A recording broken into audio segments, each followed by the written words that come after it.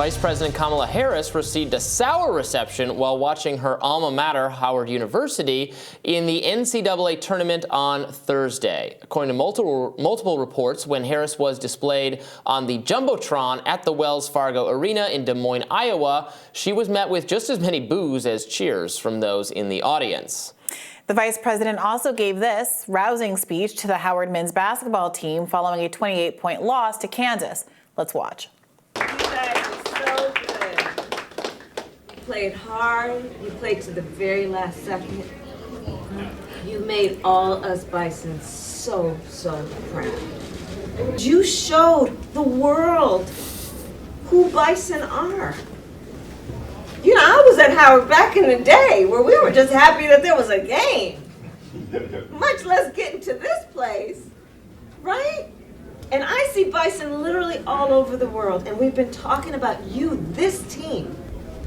You make us so proud. So I know you may not be feeling great right now, okay? But know who you are. You are excellence. This sounds like me giving a pep talk to a curling team? I don't know. Some sport I know nothing about. Like a children. She tends to talk to all audiences the way that she does to children, and also isn't an especially powerful communicator with children either. So look, she should have just gone in there and said, "Good job, guys. You played hard. Thanks." Left.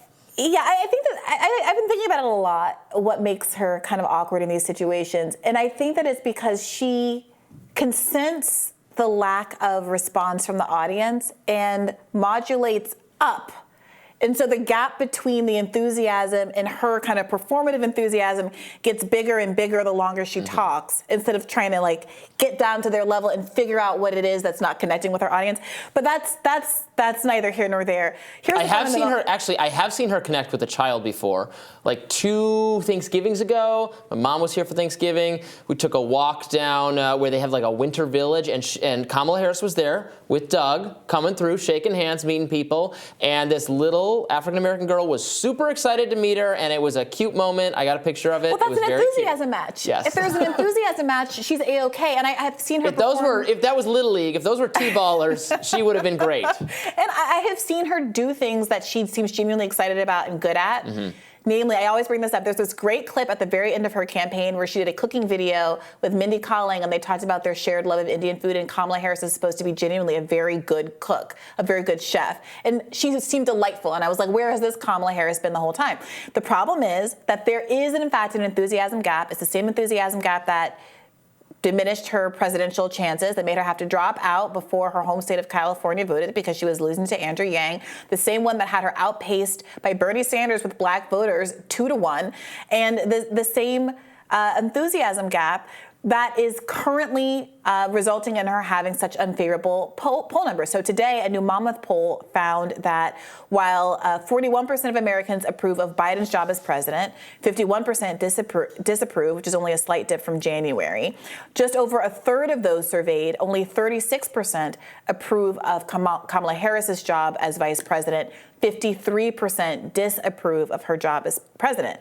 And despite that fact, and despite the fact that her disapproval has always been significantly among black Americans as well as white Americans, she is preparing to hit the road for Joe Biden, according to a new article from the Wall Street Journal, despite cracks in her support, specifically to persuade black voters to re-elect Joe Biden.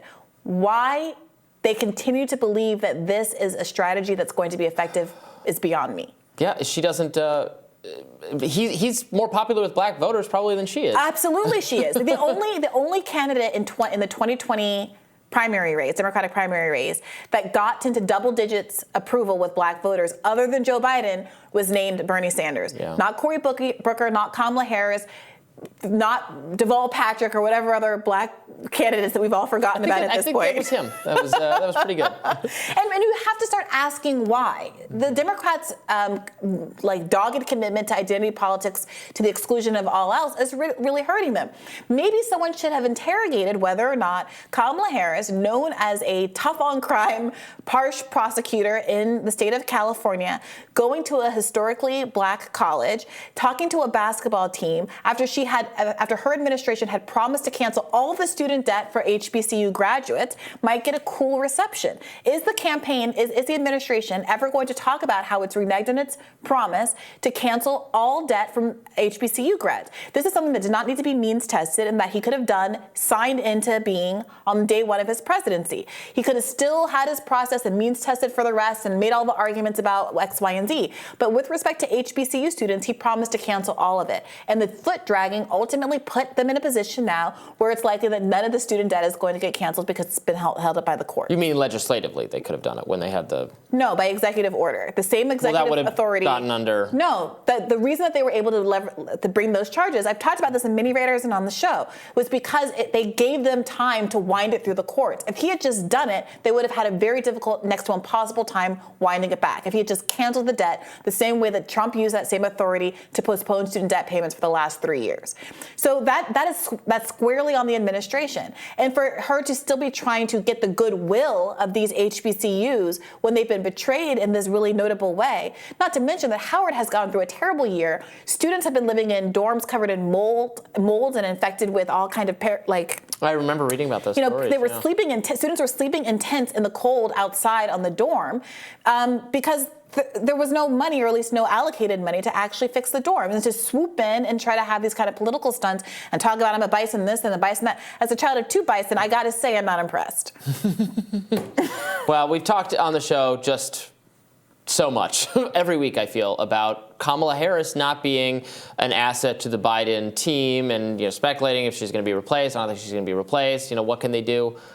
What should she do to improve her image to sound like a normal human being when she talks to voters? Unfortunately, now I think that she's just hamstrung by being that's just the image she has. Part of the Biden administration. To the extent that I think that there is a kind of calm solution for her and a substantive policy solution for her to regain the trust of Americans broadly, you are in the position of being the VP. You no longer have your own autonomy. You exist to serve the President of the United States.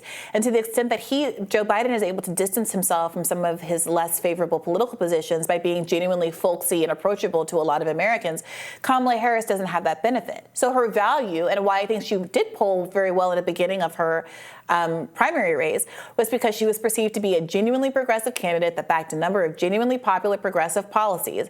And it was when she started to renege on them, saying, I support Medicare for all, never mind, I shouldn't have raised my hand during that debate, I'm flip-flopping on all of these positions, that her support flew out the door. And as long as she's tethered to Joe Biden, I think she's going to have this problem. And as long as she's doing things that don't come authentically to her, and I don't think foreign policy does, I don't really think campaigning and traditional politics does. I think that maybe if she got back into a more local context, it would be helpful for her. And I say this not at all because of the gender-coded aspect of it, but because I think she's genuinely good at this, and I've seen her very happy doing this. I'd love to see her cook. You're telling Kamala Harris, Briahna Joy Gray says Kamala Harris should go back to the kitchen. She's a genuinely amazing chef, and she sparkles and shines when she's doing something she loves. I'm sure there's other academic or political things that she also loves and is genuinely committed to, but the border policy was not one of them. Whatever she's supposed to be doing in Africa for Joe Biden on this tour is not one of them, I suspect. And giving pep talks to college basketball teams does not appear to be one of them either. No. It's not one of the things I'm good at either, though. So I have no doubt shouldn't there, throw Robby. stones in glass houses. More Rising after this.